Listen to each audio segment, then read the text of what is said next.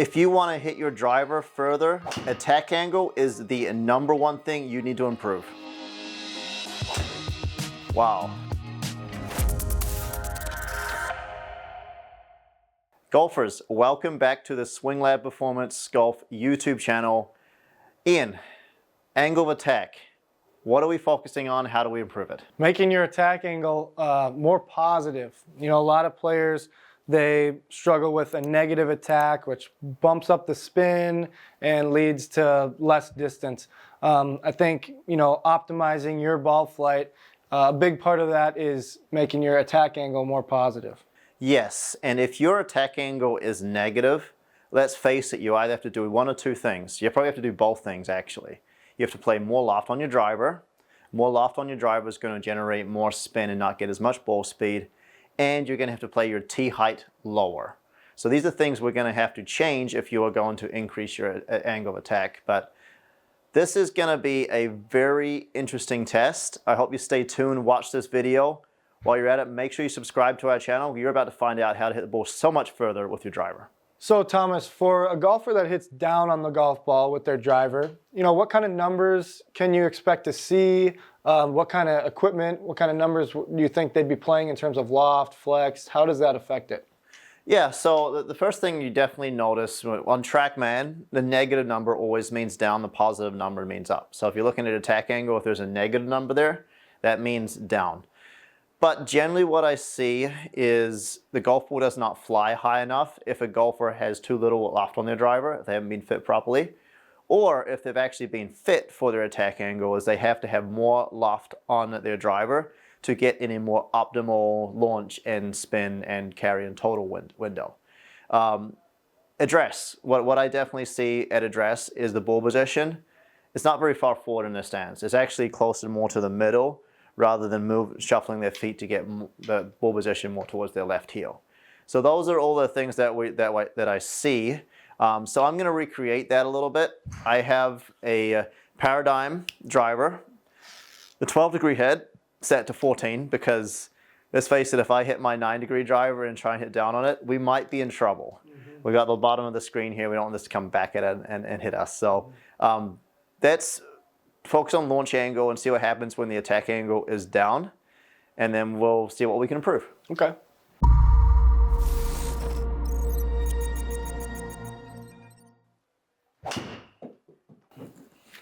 And you notice when I'm hitting this, I have to have a pretty low tee. So that was down 4 degrees.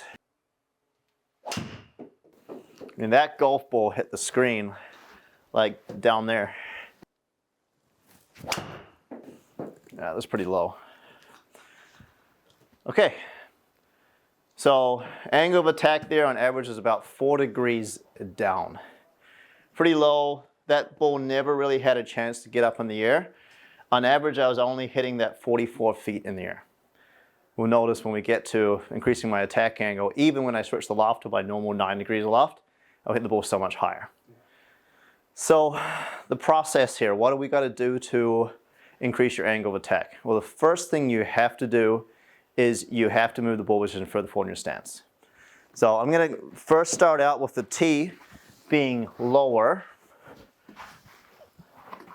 and move that ball position further forward in my stance. So essentially I'm moving it to where it's closer towards the left heel or even a little bit more towards the left toes.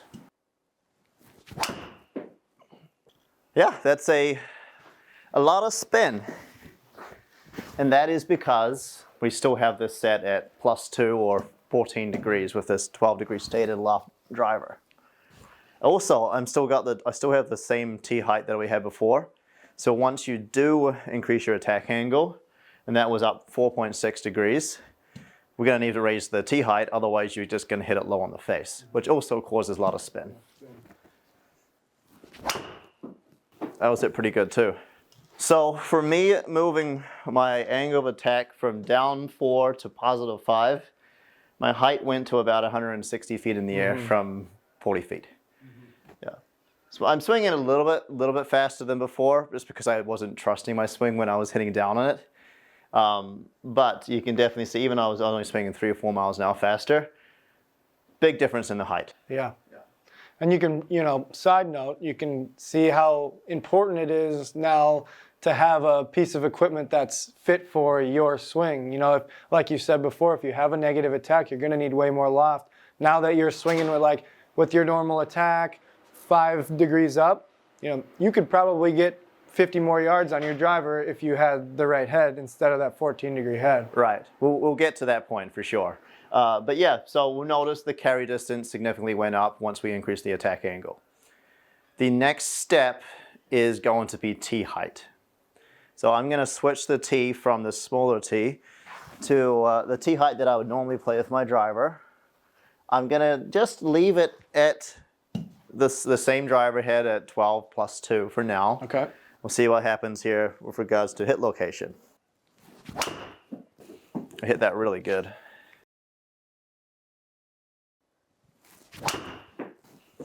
Another good one there.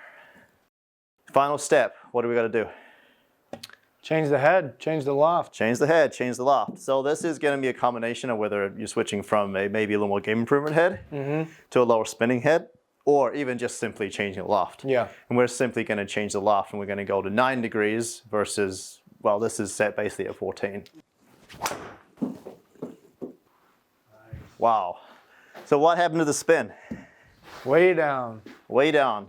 We lost over 1,000 RPMs in spin by getting that angle of attack up. I mean, that's so optimal. If you look at the numbers, there's not many people that are swinging 112 miles an hour, carrying it over 300 yards. You know, that's just showing how important that attack angle is. The fact that you can get your attack angle that high, keep an optimal spin, you get so much more distance. You're hitting it just as far as a lot of guys swinging 120 plus. You know? And I'm not the biggest guys. I don't work out in the gym really. I don't pump iron. I probably should. But this is my secret to keeping up with. As long as I can control the ball flight, which I'm really pretty good at controlling my club face and my path, balls are going to fly fairly straight. I'm going to hit maybe 9 or 10 fairways around. The best golfers in the world, they hit like about 60% of their fairways. So you don't always expect to hit the fairway every single time. But I feel much more comfortable hitting it this distance versus maybe hitting it a little bit shorter and sacrificing possibly like a fairway around. All right. So Thomas, in summary, I mean, talking about attack angle, how important it is, you know, you really showed here how important it is, how much more distance you have optimizing your attack. You know, kind of summarize those 3 things we talked about. Yes, so 3 things. The first thing is ball position. So we want to make sure that we move our ball position a little further forward in our stance. See a lot of golfers that hit down on it, they have their ball positions too far back in their stance, which causes them to hit down on it, and they generally hit the ball a little bit higher on the club face. So if you hit it high on the face, you're hitting down on it, we need to move that ball position further forward in your stance. Well, that actually does it. It also changes the way you set up to the ball. You're going to be more with your left shoulder a little higher than your right.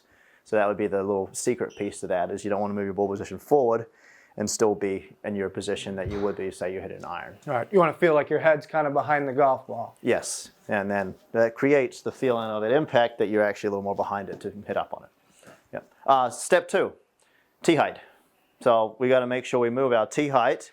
When I was hitting here before, I was hitting with tee height around about kind of the top of the ball, head height-wise. And then we went to a higher height where the golf ball was at least halfway above the crown. That's going to be really important, because that's, if you move your ball position further forward, but forget about the tee height, you're going to hit it low on the face. That causes a lot of spin, and the ball's just going to go straight up in the air. As we saw, I had 3,000 to 3,500 plus with the spin. And then step 3, if you can get all this right, and you have a little bit of speed, you can really take advantage of reducing the loft on your driver.